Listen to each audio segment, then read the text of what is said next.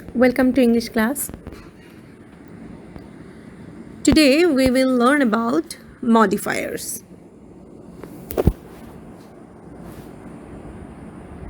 Let's start.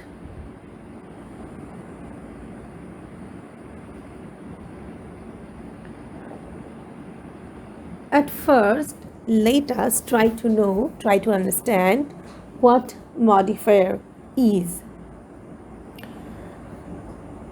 Look at the car. This is just a regular car. Now, look at this car. This is a modified one. Earlier was a regular one, and this one is a bit modified. Can you just compare the differences between these two cars?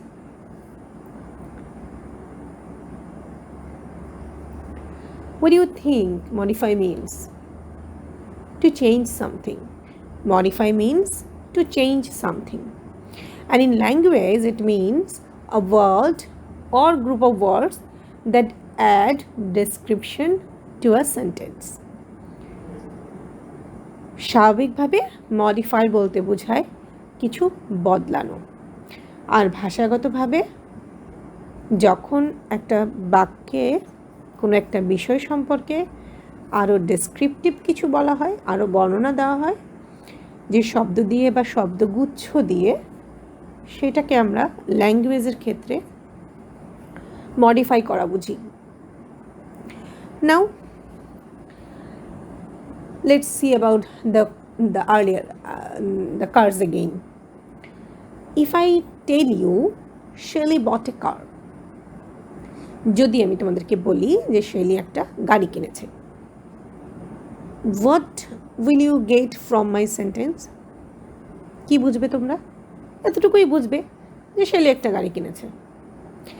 শেলির গাড়ি সম্পর্কে অন্য কোনো তথ্য কি তোমরা পাবে? এটুকুই জানবে যে শেলি একটা গাড়ি কিনেছে। But if I say that Shelly bought a green car with blue rims, you will get some more information about the car Shelly bought, right? You will understand that Shelly bought a car which is green in color and the rims of the car are blue, right? If I say Shelly bought a car, you will have no information except that she bought a car. But if I say Shelly bought a green car with blue rims, you will understand that Shelly bought a car which is green in color and whose rims are blue. So this is the task of modifier. This is what modifiers do. এই কাজটাই মডিফায়ারের, ঠিক আছে? এই যে বাড়তি information দেওয়া, শেলের গাড়িটা কী রঙের, সেটার রিমসগুলো কী রঙের, এই এক্সট্রা, অর্থাৎ কারের সাথে যখন আমরা গ্রিন আনলাম, রিমসের সাথে যখন আমরা ব্লু আনলাম, then it is modifier. Okay, we will know it a bit more. Shelly bought a green car with blue rims. As I was telling, this green modifies car and blue modifies rims. So green and blue are modifiers here in this sentence. কিছুটা কি বোঝা যাচ্ছে? Now modifiers are of two kinds, pre-modifiers and post-modifiers. At first we will talk about pre-modifiers. Pre-modifiers stand before a word. You know, pre means পূর্বে, তো pre-modifier এই জন্য পূর্বে বসে। কোন জিনিসগুলো নাউনকে মডিফাই করে আমরা একটু দেখব। প্রথমে হচ্ছে অ্যাডজেক্টিভস। এটা তো আমরা জানি, তাই না? অ্যাডজেক্টিভের সংজ্ঞার মধ্যেই তো আমরা এটা দিই যে a word which modifies a noun is called adjectives, right? So to modify a noun, most of the time we use adjectives. For example, small car, smelly shoes, bored students. Like you, are you guys getting bored? Then determiners, words that modify nouns. Determiners also modify nouns. নাউনকে modify করার জন্য অনেক সময় ডিটারমিনারও আসে। Determiner কোনগুলো? যেগুলো নির্দেশবাচক। A girl, the mangoes, each students. এই এ, দি বা ইচ এইগুলো কী করছে? গার্লকে, ম্যাঙ্গোসকে, স্টুডেন্টকে, এই নাউনগুলোকে মডিফাই করছে। কিভাবে? নাউনগুলোর সামনে বসে। Again, quantifiers, words that modify nouns. Quantifiers also modify nouns. সংখ্যাবাচক কীরকম? many people, 3 mangoes, 7 students, a lot of difficulties. people আমরা বুঝতে পারছি, কিন্তু কীরকম? কত people? many people. There are some mangoes. How many are they? They are 3 in numbers. Several students are getting good marks. কত student marks ভালো পাচ্ছে? several students, কিছু স্টুডেন্টস।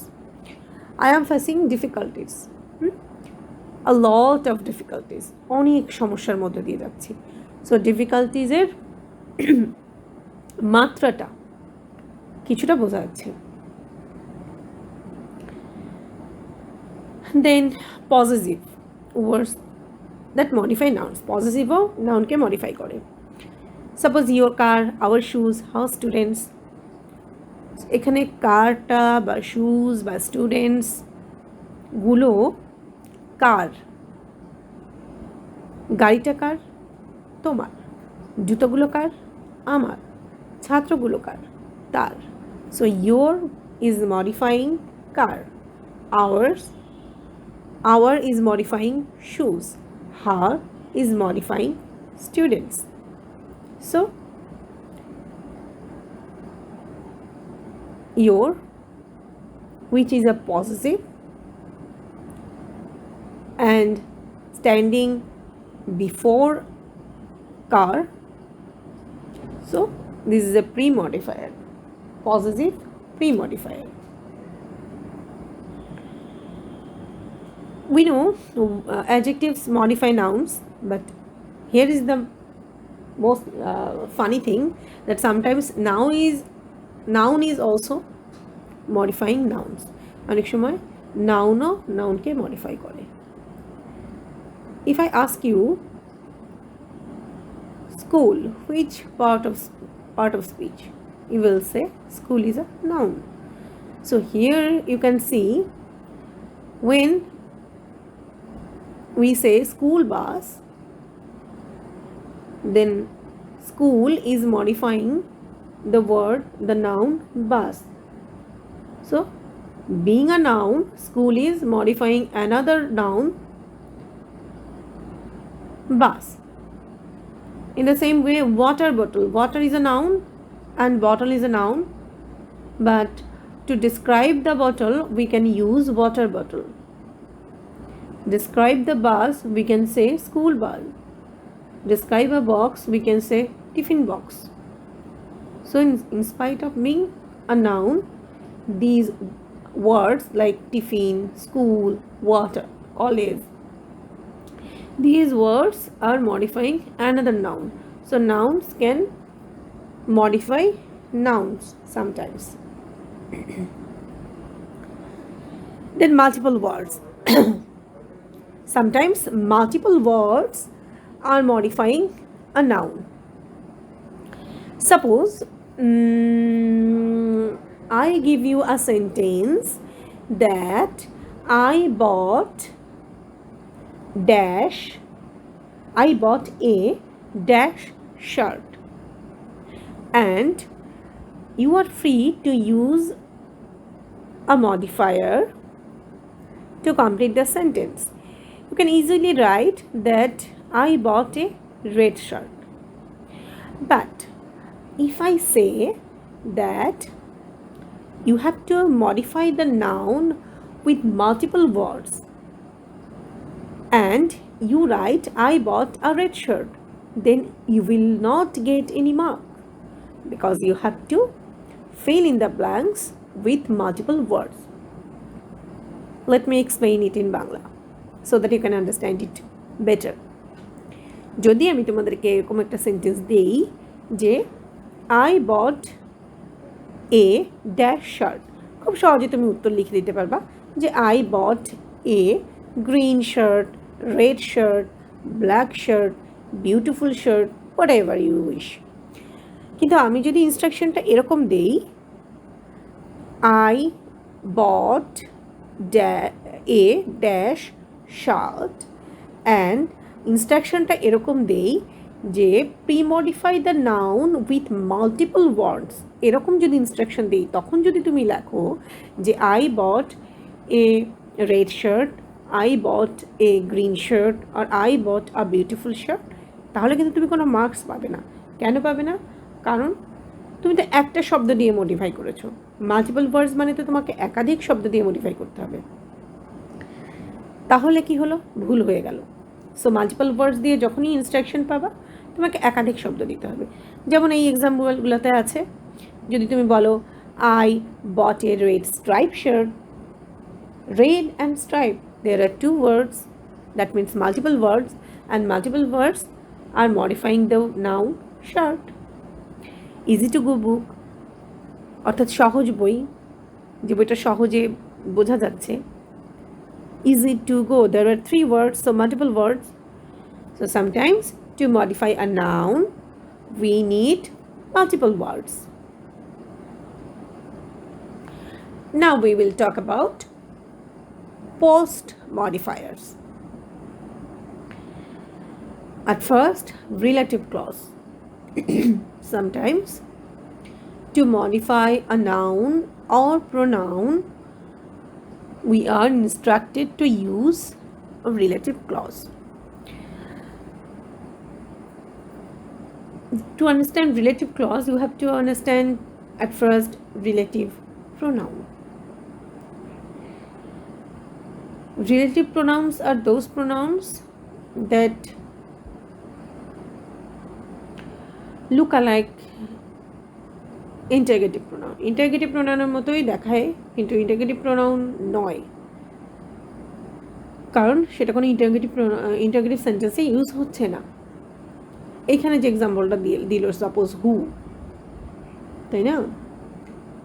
আমি যদি বলি হু ইজ দ্য বয়, তাহলে হুটা একটা ইন্টারোগেটিভ প্রোনাউন, কিন্তু এই বাক্যে এটা কোনো ইন্টারোগেটিভ সেন্টেন্স না। এই বাক্যে হু কি করছে? প্লেয়ারকে রিলেট করছে, এই জন্য এটা রিলেটিভ ক্লজ। যা হোক, the audience shouted at the player, এরপর ড্যাশ থাকলো এবং তোমাকে বলা হলো post modify the noun with a relative clause. তোমাকে তখন কী করতে হবে? রিলেটিভ প্রোনাউন আনতে হবে এবং একটা ক্লজ বানাতে হবে, একটা সেন্টেন্স বানাতে হবে সেই রিলেটিভ প্রোনাউন দিয়ে শুরু করে একটা ক্লজ বানাতে হবে। এখন প্লেয়ারকে যদি তুমি প্রোনাউন দিয়ে রিপ্লেস করো তাহলে তো হুইচ বা হট বা ওয়্যার এগুলো তো কিছু দিবা না, প্লেয়ারের জন্য তোমাকে হুই দিতে হবে। তো এই অ্যাডজাস্টমেন্টটা তোমাকে করতে হবে, এই কনসিডারেশনটা আনতে হবে যে কোন নাউনের রিপ্লেসমেন্টে কোন প্রোনাউন হয়। এই ম্যাচ আপটা করে তাহলে তোমাকে সেইভাবে ক্লজ বানাতে হবে। দ্য অডিয়েন্স, আমি এখানে যেটা দিয়েছি, the audience shouted at the player. সাধারণত অডিয়েন্স চিৎকার করে ওঠে, শাউট করে ওঠে কার বিরুদ্ধে, কার বিষয়ে? Think about a cricket match, someone who missed the catch. তাহলে the audience shouted at the player who missed the catch. So এই হু দিয়ে আমরা প্লেয়ারের রিলেটিভ প্রোনাউন আনলাম এবং টু ক্ল্যারিফাই দ্য সিচুয়েশন আমি একটা ঘটনা দাঁড় করিয়ে দিলাম যে একটা প্লেয়ার ক্যাচ মিস করেছে, অডিয়েন্স তার প্রতি শর্ট করেছে। আবার হতে পারে গড ফেভার্স দেম, গড তাদেরকেই ফেভার করে। কাদেরকে? হু ফেভার দেমসেলভস, যারা নিজেদেরকে ফেভার করে। সো ঈশ্বর তাকেই সাহায্য করে যারা নিজেদেরকে সাহায্য করে। সো এই দেমকে রিলেট করছে হু এবং সিচুয়েশনটা তৈরি করছে পুরো ক্লজটা হু ফেভার দেমসেলভস। তার মানে যখনই আমাকে এরকম ক্লজ দিয়ে মডিফাই করতে বলে তখন আর একটা শব্দ দিলে হবে না, একটা ক্লজ বানিয়ে দিতে হবে। এটা তো গেল রিলেটিভ ক্লজ দিয়ে। এবার হতে পারে প্রিপোজিশনাল ফ্রেজ দিয়ে, অর্থাৎ একটা প্রিপোজিশন না, prepositional phrase, a phrase which starts with a preposition. যে সেন্টেন্সটা আমি দিয়েছি, the boys in black are doing well, সেই ছেলেগুলো ভালো করছে যারা ব্ল্যাক পোশাকে আছে। পার্টিসিপলস, পার্টিসিপলস আমরা জানি যে দুই রকম, প্রেজেন্ট আর পাস্ট। প্রথমে এক্সাম্পলটা পাস্ট পার্টিসিপল দিয়ে দেয়া আছে আর পরেরটা প্রেজেন্ট পার্টিসিপল দিয়ে। কি আছে? Justice, delayed. পার্টিসিপল কোনটা?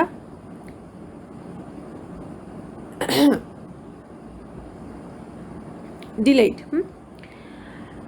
এই ডিলেড পার্টিসিপলটা মডিফাই করছে কাকে? জাস্টিসকে। যখন জাস্টিস ডিলেইড হবে তখন জাস্টিস ডিনাইড হবে। বিচার হতে যদি দেরি হয় তাহলে বিচারটা আলটিমেটলি হয় না। Then I saw the man going, আমি মানুষটিকে যেতে দেখলাম। এখানে ভার্ব প্লাস আইএনজি অর্থাৎ প্রেজেন্ট পার্টিসিপল দেখছি।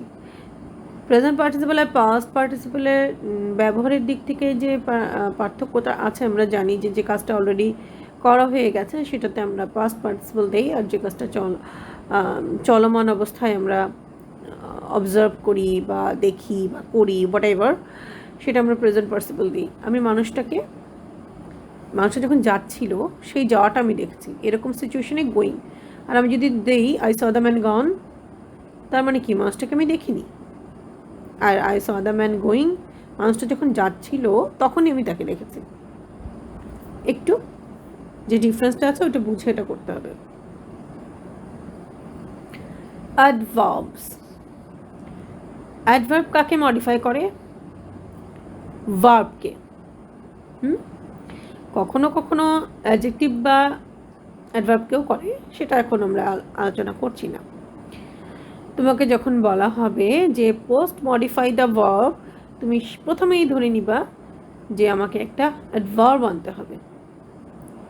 যেমন ওয়াকের ক্ষেত্রে আমি স্লোলি দিতে পারি, ফাস্ট দিতে পারি, কুইকলি দিতে পারি। I can walk dash, post modify the verb, তুমি কি করবা? I can walk slowly, I can run fast, I can write messy, I can write clear. Appositive, appositive শব্দটা হচ্ছে যে শব্দ দিয়ে তুমি আরেকটা শব্দকে রিপ্লেস করতে পারো। যেমন আমি যদি বলি সোনালি আঁশ, তোমরা খুব সহজে বুঝে যাবে যে আমি পাটের কথা বলছি। গোল্ডেন ফাইবার আমরা বলি জুটকে, তেমনি শ্রিম্পসকে, চিংড়িকে আমরা বলি হোয়াইট গোল্ড। তো আমার সেন্টেন্স যদি এরকম থাকে, shrimps dash are a major source of our export earning, দিয়ে ব্র্যাকেটে যদি দেওয়া থাকে post modify the noun with appositive, তখন তোমাকে ভাবতে হবে যে শ্রিম্পের কথা বলছে, শ্রিম্পকে কোন উপাধি দিয়ে রিপ্লেস করা যেতে পারে? White gold. So you have to use white gold. Then jute দিয়ে তোমাকে যদি ড্যাশ দেই, তুমি এখানে কি দিবা? Golden fibre is a major source of our export earning. এই একই সেন্টেন্সেই যদি শ্রিম্প না দিয়ে আমি জুট দিয়ে করি।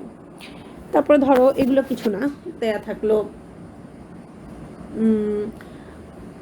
রহিম dash could not stand first this year. Rahim dash এবার ফার্স্ট হতে পারেনি। তোমার মাথায় প্রথমেই কি আসবে? এবার ফার্স্ট হতে পারেনি মানে কি? তার মানে সে ফার্স্ট বয়। তাহলে ফার্স্ট বয়টা রহিমের অ্যাপোজিটিভ হতে পারে। তাহলে তোমার বাক্য হবে কি? Rahim the first boy could not stand first this year. Infinitive phrase. Infinitive টুর ব্যবহার আমরা জানি, টু প্লাস ভার্ব। আর এটাকে ইনফিনিটিভ ফ্রেজ আমরা বলছি। এক্সাম্পলটা কি? Miles to go before I sleep. This is quoted from very famous and my very favorite poem. এটা একটা এক্সাম্পল হতে পারে। আর ডে টু ডে লাইফের কি এক্সাম্পল দেওয়া যেতে পারে? তোমরা ভাবো। I have to do a lot of stuff before I start for college. এই যে দিলাম I have to do, এই যে to do, এটা একটা ইনফিনিটিভ ফ্রেজ। কলেজ যাওয়ার আগে আমাকে অনেক কিছু করতে হবে। I have to do a lot of stuff before I start for the college.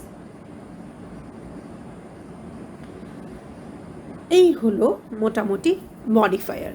মডিফায়ারের ABC বলতে পারো। Long way to go. ইনশাল্লাহ এভাবে নেক্সট ক্লাসগুলোতে আমরা আরেকটু মডিফায়ার প্র্যাকটিস করলে থিংস উইল বি ইজিয়ার।